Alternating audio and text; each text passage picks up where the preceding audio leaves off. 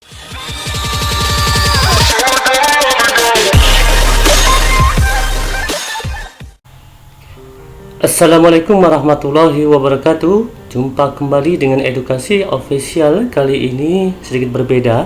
Edukasi memberikan informasi yaitu mengenai tentang seleksi CPNS dan P3K di tahun 2021.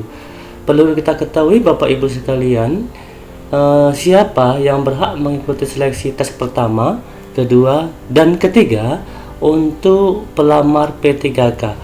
Sebelum Bapak Ibu mendaftarkan diri untuk mengikuti seleksi P3K, alangkah baiknya Bapak Ibu harus mengetahui terlebih dahulu yaitu mengenai tentang tes pertama, kedua, dan ketiga. Dan begitu pula akan kita bahas yaitu tahapan pendaftaran seleksi CPNS yaitu di situs resmi yaitu sscasn.bkn.go.id. sama situsnya CPNS dan P3K. Nanti di bagian sub menunya yaitu ada perbedaan antara CPNS dan P3K.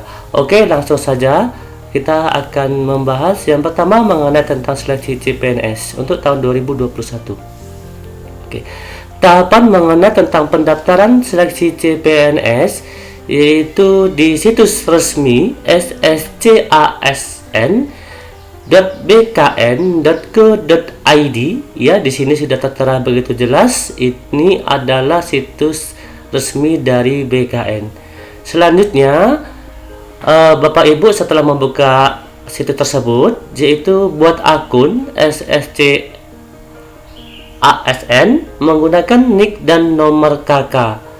Ya, setelah menggunakan nik dan nomor KK, baru kita login menggunakan nik dan password yang sudah didaftarkan untuk melakukan aktivasi. Ya. Setelah itu unggah foto sambil memegang KTP dan kartu informasi akun.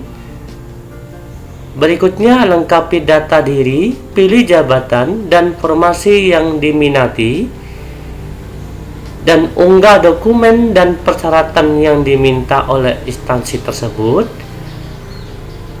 Dan terakhir yaitu lakukan verifikasi. Dokumen yang wajib Bapak Ibu siapkan terlebih dahulu adalah yang pertama kartu tanda penduduk atau KTP, yang kedua kartu keluarga atau KK, yang ketiga pas foto dan ijazah asli, yang keempat surat lamaran dan surat pernyataan, yang kelima, dokumen lainnya sesuai ketentuan instansi yang akan Bapak Ibu lamar. Perlu diingat, sekali lagi, setelah terverifikasi, cetak kartu pendaftaran SSCSN dan simpan kartu pendaftaran karena akan diminta saat menjalani tes seleksi kompetensi dasar. Dan informasi terbaru, jika Bapak Ibu mengikuti seleksi kompetensi dasar, ya, atau SKD, maka Bapak Ibu juga akan mendapatkan sertifikat yang bisa digunakan untuk melamar di instansi lain atau suatu perusahaan, karena sekarang perusahaan meminta yaitu hasil dari SKD. Salah satunya yaitu dengan menunjukkan sertifikat yang dikeluarkan oleh BKN langsung. Ini untuk CPNS. Sedangkan untuk P3K yaitu tidak perlu mengunggah dokumen, hanya nanti kita memasukkan nik ya dan KK di dalam situs tersebut. Yang lain, dokumen-dokumen lain tidak perlu diunggah karena akan terkoneksi langsung ke dapodik kita masing-masing. Oke. Di sini bahwa berita terbaru ya perlu kita ketahui. Meski belum jelas kapan akan dibuka, syarat pendaftaran ASN jalur P3K Guru 2021 sudah bisa diakses melalui laman resmi yaitu sscasn.bkn.go.id. Dikutip ya dari berita tersebut, secara resmi pada hari Selasa kemarin tanggal 1, salah satu ketentuan yang diperlakukan dalam seleksi P3K Guru 2021 adalah terkait batas usia pelamar P3K Guru. Disebutkan batas usia pelamar paling rendah adalah 20 tahun dan paling tinggi 59 tahun pada saat pendaftaran. Ini untuk P3K. Berikut ketentuan mengenai siapa saja yang tergolong sebagai peserta seleksi tes kesempatan pertama untuk P3K Guru 2021. 1 adalah honorer THK2 sesuai database. THK2 ini di BKN dan terdaftar sebagai guru di Dapodik Kemendikbud. Yang kedua, guru honor yang masih aktif mengajar di sekolah negeri di bawah kewenangan pemerintah daerah dan terdaftar sebagai guru di Dapodik Kemendikbud, serta sertifikat pendidiknya linier atau pendidiknya linier dengan formasi yang tersedia pada sekolah di mana yang bersangkutan mengajar. Ya. Yang ketiga, guru honor yang masih aktif mengajar di sekolah negeri di bawah kewenangan pemerintah daerah dan terdaftar sebagai guru di Dapodik Kemendikbud serta sertifikat pendidiknya linier atau pendidikannya linier dengan formasi yang tersedia pada sekolah lain dalam satu instansi. Artinya, untuk kesempatan pertama ini hanya untuk guru honor yang berada di sekolah negeri. Ya, untuk kesempatan pertama ini. Oke, adapun syarat peserta yang tergolong sebagai peserta seleksi tes kesempatan pertama adalah yang pertama, tidak dapat melamar ke instansi lain. Yang kedua, jika formasi tersedia dan sertifikat pendidik atau kualifikasi pendidikan pelamar sesuai, harus melamar di formasi tersebut. Yang ketiga, jika formasi tidak tersedia dan atau sertifikasi pendidik atau kualifikasi pendidikan pelamar tidak sesuai, dapat melamar di formasi lain di instansi tersebut.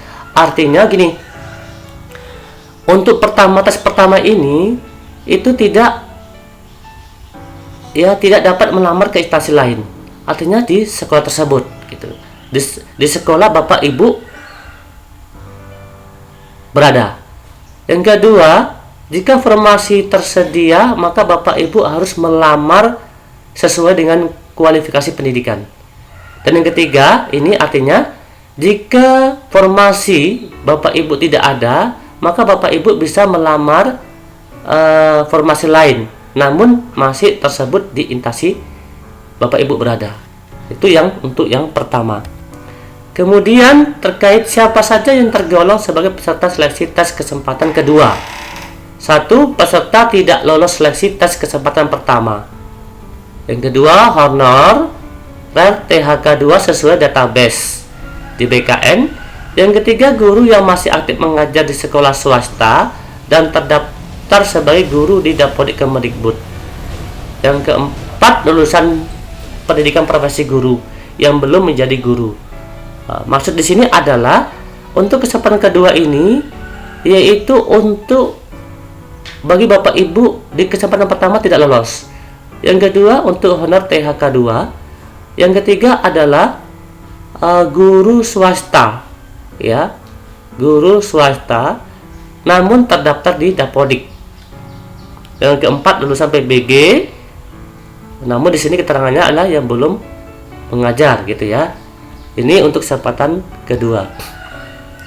Perhatikan syaratnya. Peserta yang tergolong sebagai peserta seleksi tes kesempatan kedua, 1 adalah peserta memilih kembali formasi di instansinya yang masih belum terisi sesuai serdik atau kualifikasi pendidikan. Yang kedua, peserta 1, 2, dan 3 tidak dapat melamar di instansi lain.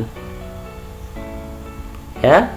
Yang ketiga, peserta 4 melamar di instansi sesuai dengan domisilinya. Yang keempat, bagi peserta yang tidak lolos tes pertama, nilai ujian yang diambil adalah nilai tertinggi antara tes pertama dan tes kesempatan kedua. Berikutnya, syarat peserta yang tergolong sebagai peserta seleksi tes kesempatan ketiga. 1. Peserta memilih kembali formasi di instansinya yang masih belum terisi sesuai dengan serdik atau kualifikasi pendidikan yang bersangkutan. Yang kedua, seluruh peserta dapat melamar di instansi lain. Dan yang ketiga, bagi peserta yang tidak lolos tes kesempatan pertama dan tes kesempatan kedua, nilai ujian yang diambil adalah nilai tertinggi antara tes kesempatan pertama, tes kesempatan kedua, dan tes kesempatan ketiga. Ya, berarti 3 kali tes. Apabila Bapak Ibu tidak lolos, maka yang akan diambil adalah nilai yang tertinggi, apakah di tes pertama, kedua, dan ketiga. Oke, untuk terakhir, terdapat ketentuan mengenai tentang optimalisasi atau pengisian formasi kosong. Ya, setelah tes ketiga, formasi yang masih belum terisi dapat dilakukan optimalisasi pengisian formasi kosong. Pengisian formasi kosong dilakukan berdasarkan ranking penilaian sekolah yang akan ditentukan Kemendikbud. Maka Bapak Ibu perlu diperhatikan baik-baik dalam seleksi tes pertama, kedua, dan ketiga, ya, supaya kita bisa lolos dalam mengikuti seleksi dan tidak salah dalam mengambil kesempatan tersebut. Oke. Informasi ini cukup begitu jelas. Semoga Bapak Ibu dapat memahami dalam mengisi seleksi tes pertama, kedua, dan ketiga. Jangan sampai salah ketinggalan informasi, supaya Bapak Ibu tidak ketinggalan informasi terpenting mengenai tes P3K ini. Maka Bapak Ibu, ya, kami mohon dukungan dengan cara yaitu like, subscribe, dan share informasi ini supaya teman-teman yang lain mengetahui informasi terpenting ini. Sekali lagi, terima kasih atas kunjungannya. Kami akhiri. Wassalamualaikum warahmatullahi wabarakatuh. Salam edukasi.